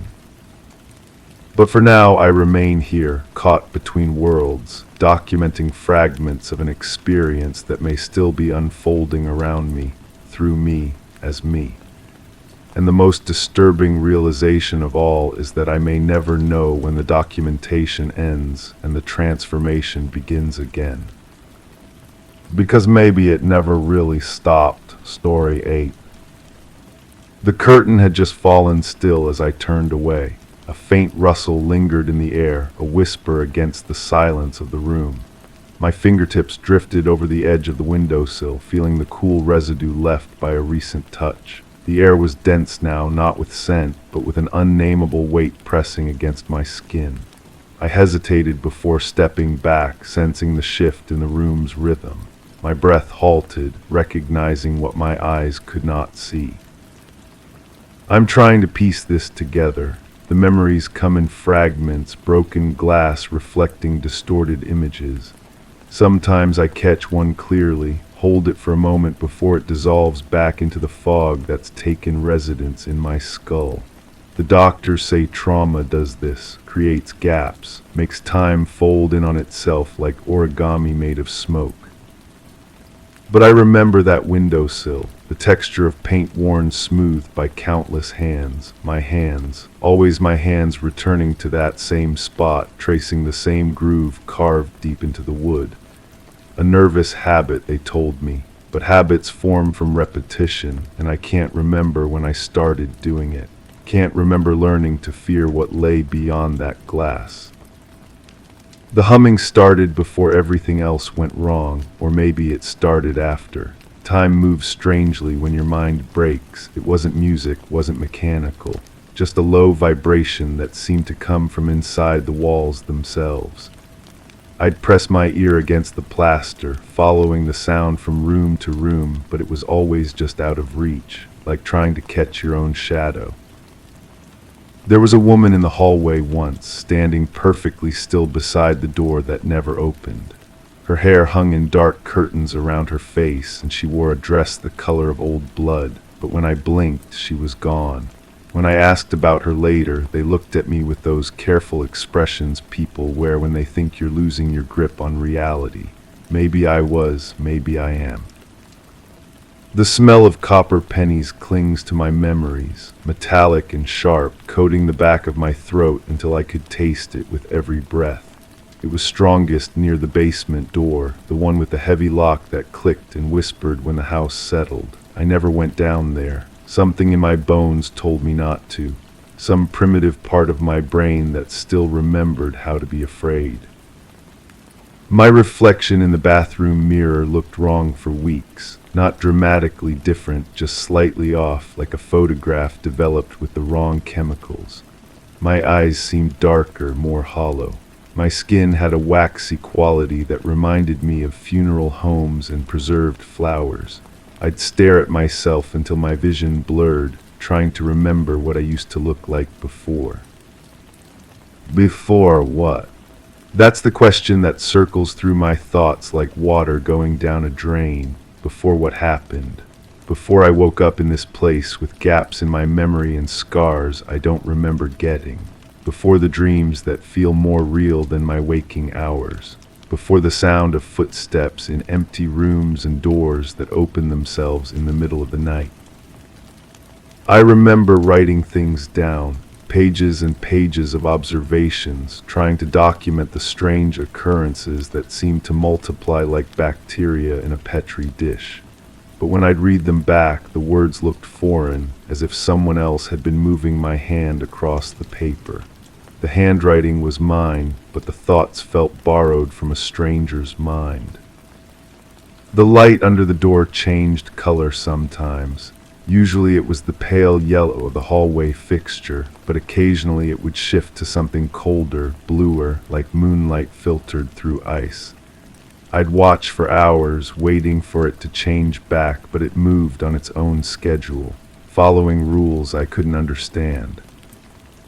There were voices too, not clear enough to make out words, but the rhythm of conversation drifting through the ventilation system. 2 people, maybe 3, speaking in hushed tones about things that made my stomach clench with unnamed dread. When I tried to follow the sound, it would stop abruptly, leaving only the mechanical whisper of air moving through metal ducts. My hands shake when I try to remember the examination room. White walls, white ceiling, white floor that reflected the fluorescent lights like a frozen lake. The table was covered in paper that crinkled with every movement, and there were instruments arranged on a tray beside it. Clean, sterile, purposeful instruments that caught the light and threw it back in sharp, cutting angles. Someone was always watching. I could feel eyes on me even when the rooms appeared empty. The sensation would crawl across my skin like insects, making me turn and check corners, peer behind furniture, search for the source of that persistent observation. But I never found anyone, just the feeling of being studied, catalogued, measured against some unknown standard. The pills they gave me tasted like chalk and made everything feel wrapped in cotton. Colors became muted, sounds grew distant, and my thoughts moved like honey poured from a jar. But even through the chemical haze, I could sense something moving in the spaces between consciousness and sleep. Something that waited patiently for the medication to wear thin. I drew pictures without meaning to. My hand would move across paper while my mind wandered, creating images I didn't consciously choose. Geometric patterns that hurt to look at directly.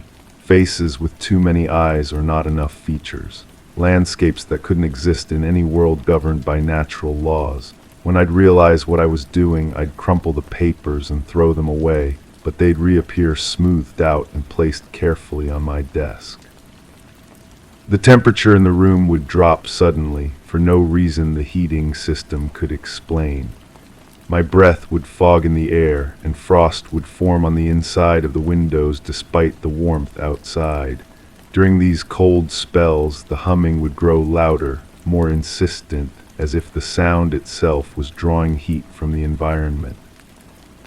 Food lost its taste, everything became texture without flavor, nutrients without pleasure.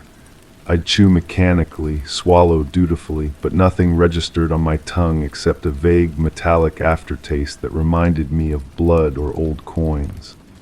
My appetite disappeared entirely, and my body began to feel like something borrowed, a vessel I was temporarily inhabiting but didn't truly own. Sleep brought no rest. My dreams were filled with corridors that stretched beyond reason, rooms that existed in impossible configurations, and staircases that led to places that shouldn't exist.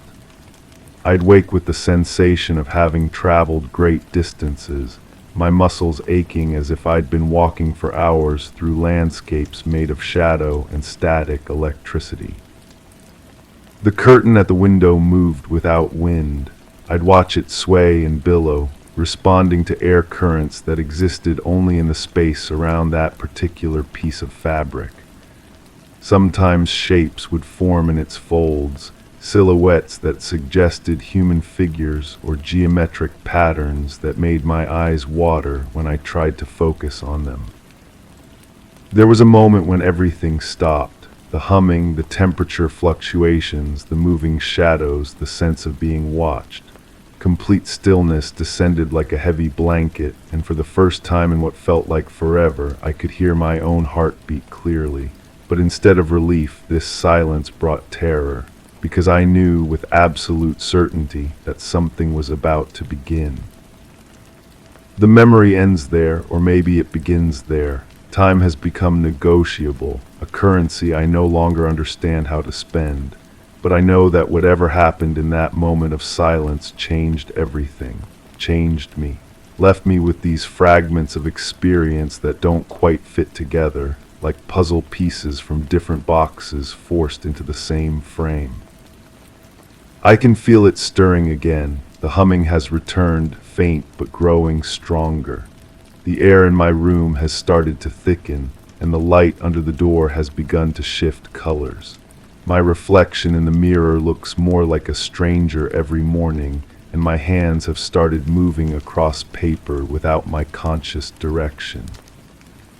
The memories are surfacing faster now, breaking through the fog with increasing clarity and urgency. Soon, I think, I'll remember what happened in that room with the curtain and the windowsill and the weight pressing against my skin.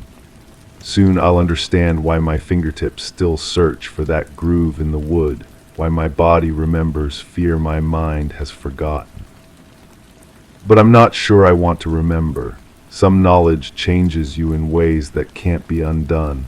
Some truths are too heavy for human consciousness to carry without breaking under the weight.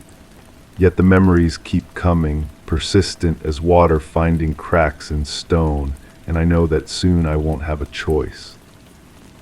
The curtain is moving again, and this time I can see what's making it sway. Story 9. The floor beneath me shifted with my heartbeat, a liquid solidity that defied reason.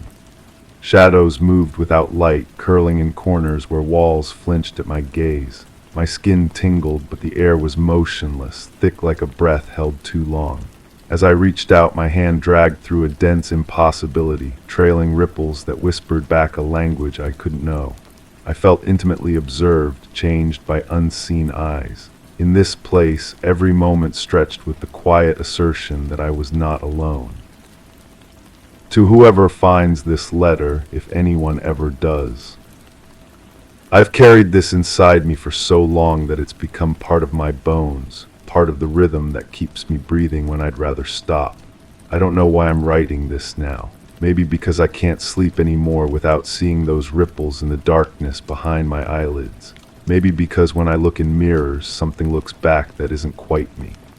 Or maybe because I need anyone, to know that what happened to me was real, even if I can no longer trust my own memory of it.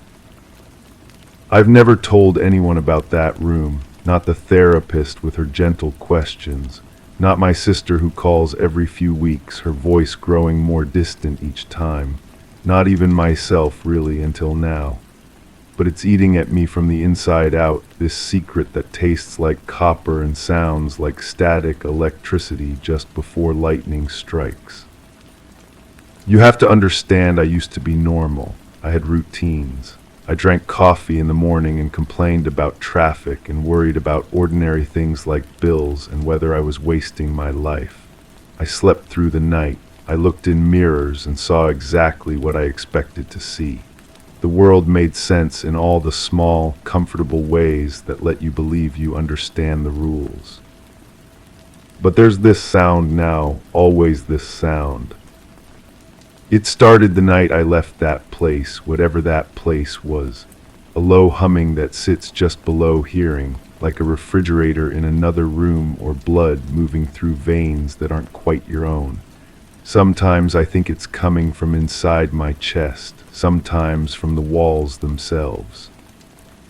It follows me everywhere to the grocery store where the fluorescent lights flicker in patterns that spell out words I don't want to read. To my apartment where the shadows fall wrong even at noon, to my car where the radio picks up stations that broadcast nothing but that same endless hum. I can't remember how I got to that room. That's the part that frightens me most. I remember walking somewhere down a hallway maybe, or through a door that shouldn't have opened. My feet were bare against something that felt like tile but moved like water. The walls actually breathed, expanding and contracting with a rhythm that wasn't quite human, but close enough to make my skin crawl. And the watching, God, the watching.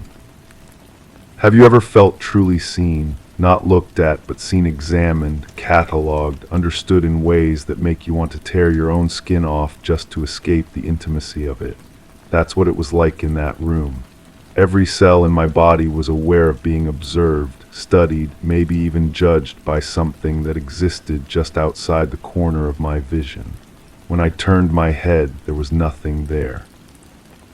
When I looked straight ahead, I could feel it moving, shifting, breathing its attention all over me like warm fog. The ripples followed my movements. That's what I remember most clearly, how the air itself seemed thick as honey.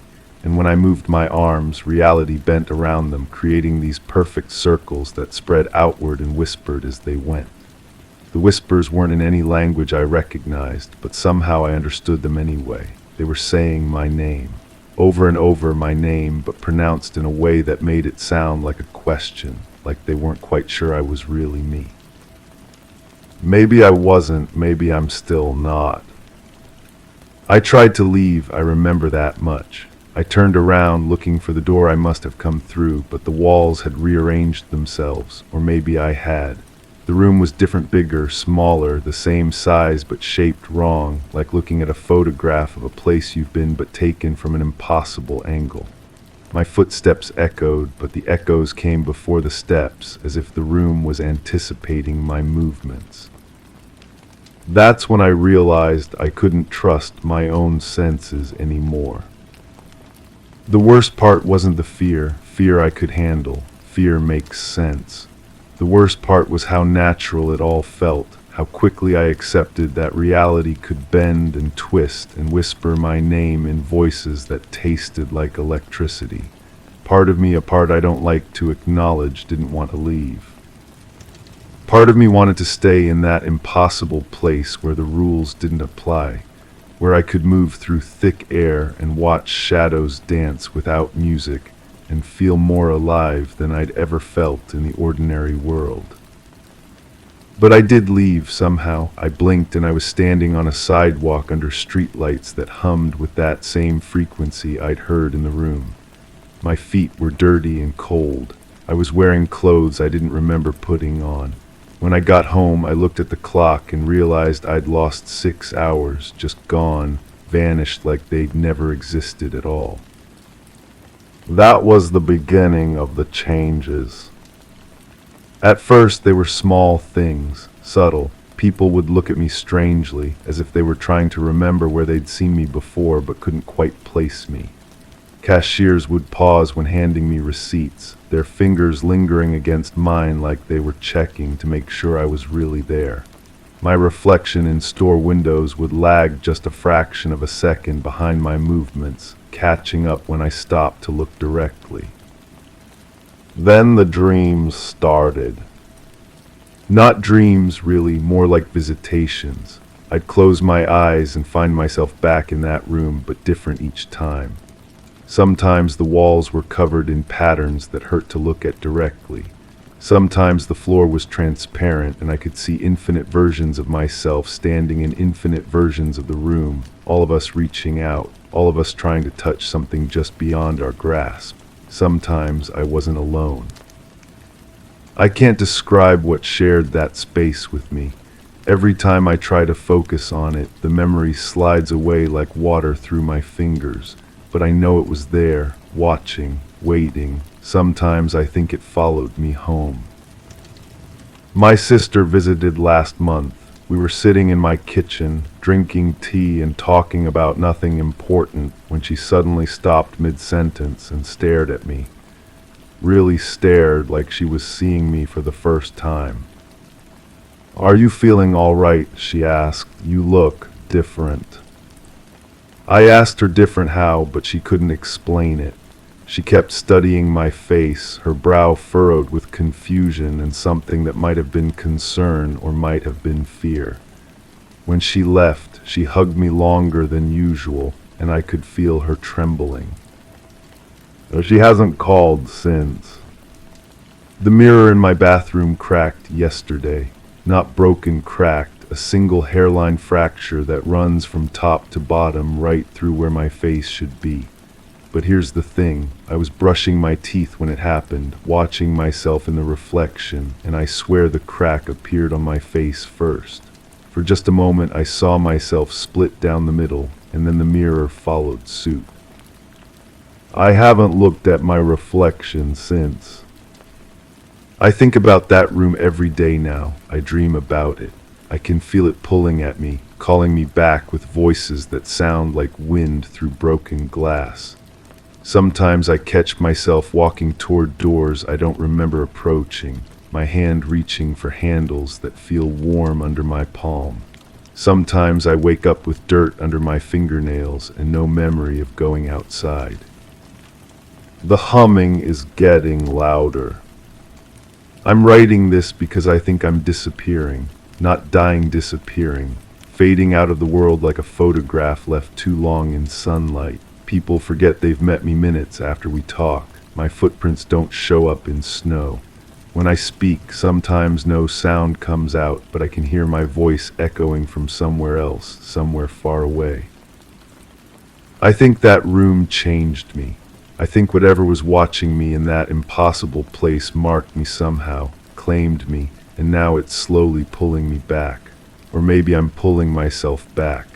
Maybe I want to return to that place where the air was thick as honey and reality bent around my movements like water around stones. Maybe I never really left at all. If you're reading this, it means I'm gone, really gone, not just faded or forgotten, but completely absent from this world. Don't look for me. Don't try to understand what happened. Some doors shouldn't be opened and some places shouldn't be found. But if you ever find yourself in a room where the floor moves with your heartbeat, where shadows curl without light, where the air whispers your name in voices you've never heard but somehow recognize, don't try to leave. Don't fight it. Just close your eyes and let it happen. It's not so bad here in the space between spaces. The watching doesn't feel invasive anymore. It feels like coming home. The ripples are beautiful when you stop being afraid of them. I can hear them calling my name again. This time I think I'll answer. Story 10. The clock on the mantel ticked softly in the evening glow, its rhythmic hum blending with the gentle rustle of leaves outside. A faint scent of blooming jasmine lingered in the room, weaving a sense of peace that felt almost tangible. Yet on the polished hardwood floor, a single feather lay unfittingly, its presence an unnerving disruption, pristine and untouched.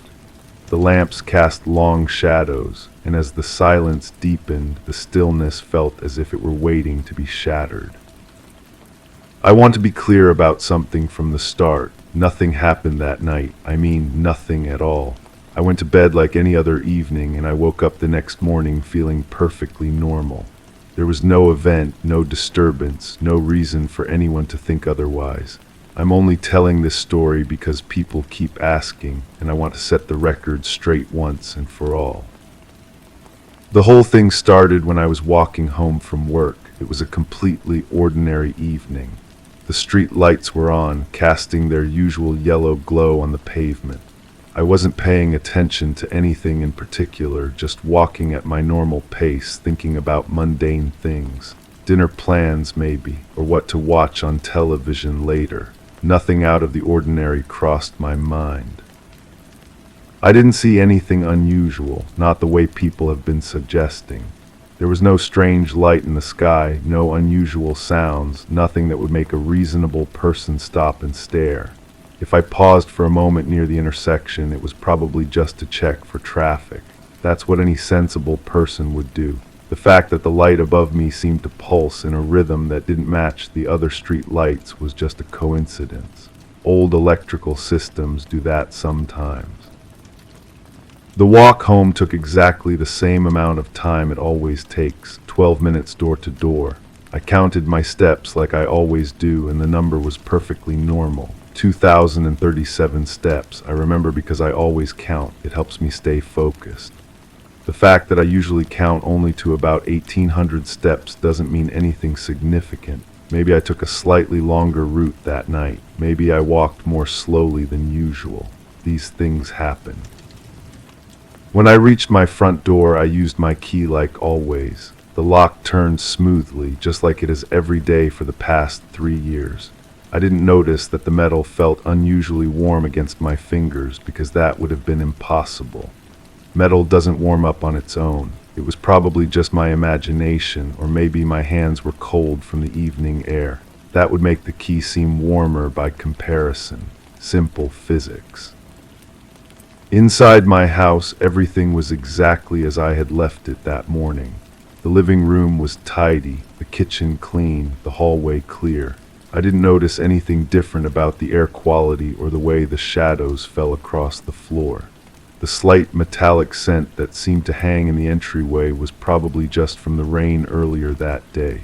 Rain can make metal fixtures smell different. That's a well-known phenomenon.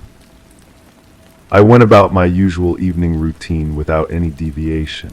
I made dinner, watched some television, read a few pages of a book. Nothing interrupted this routine. I certainly didn't hear any sounds coming from the ceiling above my bedroom.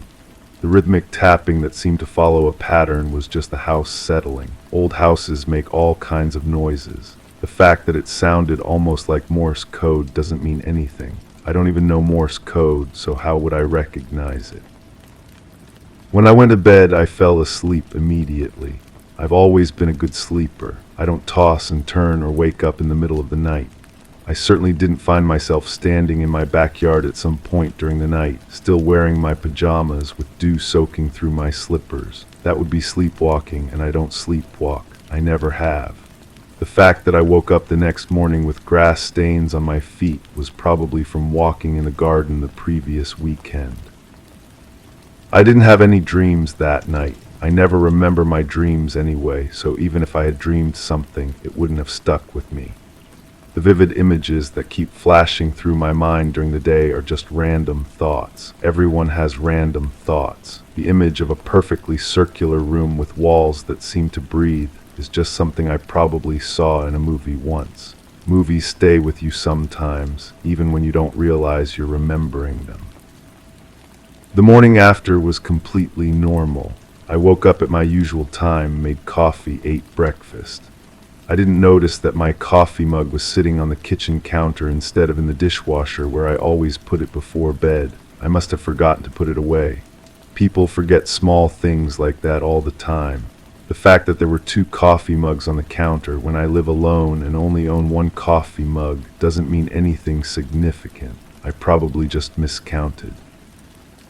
My neighbors haven't been acting strange around me. They wave and say hello just like they always have. If they seem to watch me a little more carefully when I'm working in my garden, it's probably just because they're being friendly. Neighbors do that. They pay attention to each other. The fact that Mrs. Henderson asked me 3 times if I was feeling all right doesn't indicate anything unusual. She's always been a caring person. I want to emphasize that I didn't lose any time that night. My evening proceeded in a perfectly linear fashion from the moment I got home until the moment I fell asleep. The gap in my memory between putting on my pajamas and waking up the next morning is just normal sleep. Everyone has gaps in their memory during sleep. That's what sleep is. The fact that I can somehow remember the texture of a metal surface against my palms, cold and smooth with small ridges running in parallel lines, doesn't mean I touched anything unusual. I probably just brushed against the refrigerator door or something mundane like that. I didn't see any beings that night. I want to be very clear about this point because people seem to have gotten the wrong impression somehow. There were no figures, no entities, no presence of any kind. I was completely alone the entire evening. The memory I have of someone or something standing at the foot of my bed is just a fragment of a dream that got mixed up with reality. Dreams can seem very real sometimes. The fact that this figure seemed to be wearing what looked like a uniform, dark blue with small silver details along the collar is just my imagination filling in details that weren't really there.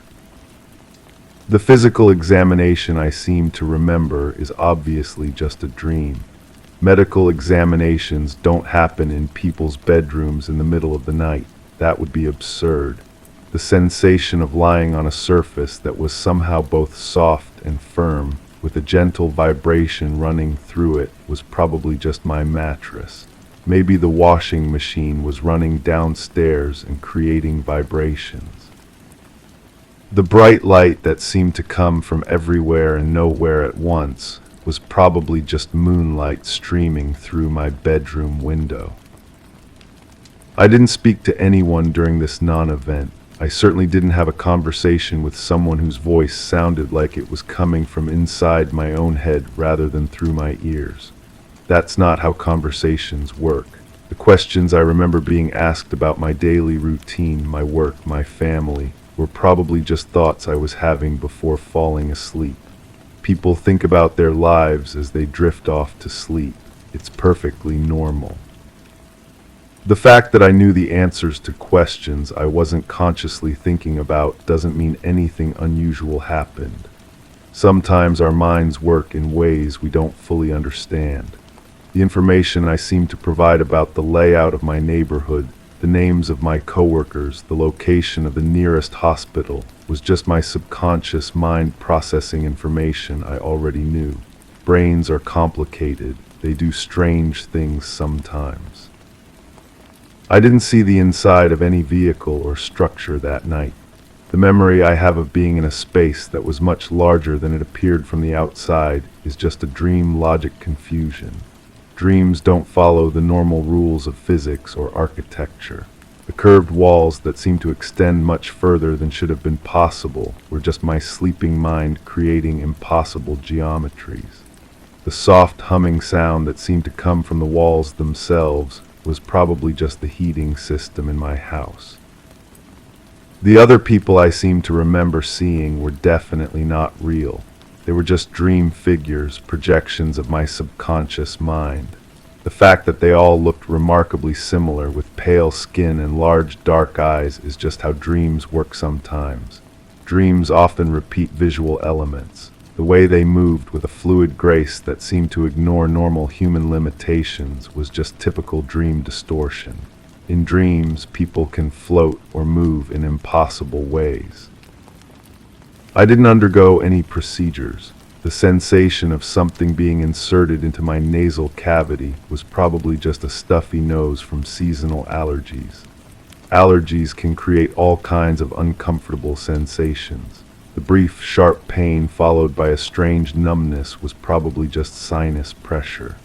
The small amount of blood I found on my pillowcase the next morning was probably from a minor nosebleed during the night. Dry air can cause nosebleeds. The samples that seemed to be taken from my arm were obviously not real. I don't have any marks on my arm. The small puncture wound that appeared to be there for a few days was probably just a mosquito bite that I scratched too hard. Mosquito bites can look like puncture wounds sometimes, especially if you scratch them. The fact that it was perfectly circular and seemed to have been made with a precision instrument doesn't mean anything. Nature can create surprisingly geometric patterns. I want to stress that I felt no fear during this experience that didn't happen. Fear would be an irrational response to something that was just a dream. The sense of helplessness I remember, the feeling of being completely powerless to control what was happening to my own body, was just typical dream paralysis. Many people experience the sensation of being unable to move in their dreams. It's a common phenomenon that sleep researchers have studied extensively.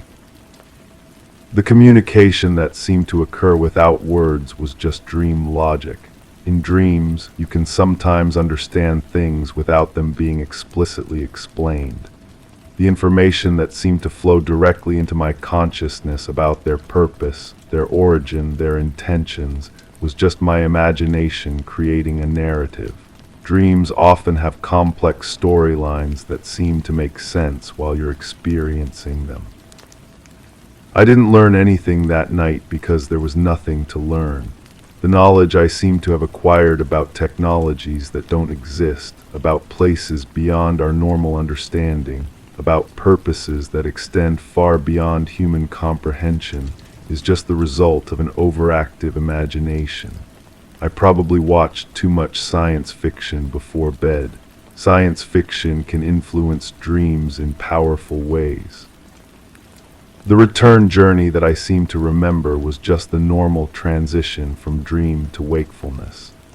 The sensation of being transported back to my bedroom, of being carefully placed back in my bed, was just my mind creating a bridge between the dream state and waking consciousness. The gentle way I seemed to be lowered onto my mattress, with hands that were somehow both foreign and familiar guiding my movement, was just the natural process of settling into sleep. I didn't receive any instructions or suggestions about what to remember or forget. The clear directive that seemed to echo in my mind about maintaining normal routines, about not discussing certain details, about continuing to live as if nothing had changed, was just my own common sense talking. Of course I should maintain normal routines. That's what healthy people do. The implanted certainty that this was all just a dream that none of it really happened, that I should dismiss any evidence to the contrary, was just my rational mind protecting itself from irrational fears. The human brain is very good at protecting itself from stress and confusion. It creates explanations that help us maintain our sense of reality and normalcy. I haven't been having any unusual thoughts since that night. The persistent awareness that seems to hover at the edge of my consciousness, the feeling that I'm being observed or monitored, is just normal paranoia that everyone experiences sometimes. Living alone can make you feel like you're being watched. It's a common psychological response to isolation. The changes in my routine have been entirely voluntary. The fact that I now check my locks multiple times before bed, that I've started sleeping with the lights on, that I've installed additional security cameras around my house, these are just reasonable precautions that any homeowner might take. The increase in home security has nothing to do with any specific threat or concern. It's just good sense. My dreams have been perfectly normal since that night. I don't remember having any dreams at all, which is exactly how it should be.